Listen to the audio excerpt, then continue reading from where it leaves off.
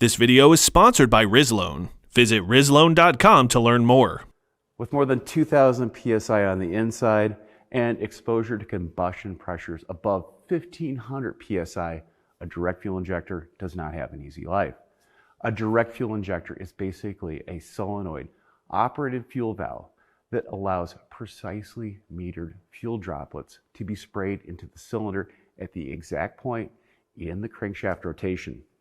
The solenoid is activated when an electric current is passed through the fuel injector windings and pulls the pintle valve off the seat for a few thousandths of a second, so fuel can be sprayed directly into the cylinder. For direct fuel injection, the voltages required might be more than 100 volts.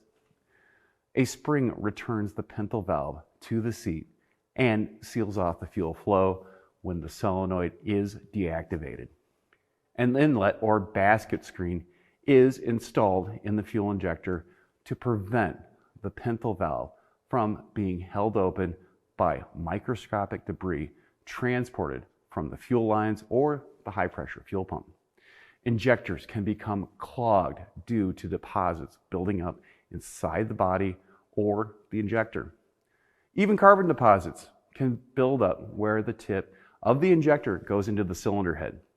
Sometimes the detergents in pump gas need some help. Intake treatments can help to dissolve the deposits inside the fuel injector and restore the droplet size to what the engineer specified from the factory. These fuel treatments can also help to clean the catalytic converter, intake valves, oxygen sensor, and some of the carbon deposits inside of the combustion chamber. By doing this type of cleaning, you can reduce emissions, clear codes, and keep the check engine light out for your customers. I'm Andrew Markell. Thank you very much.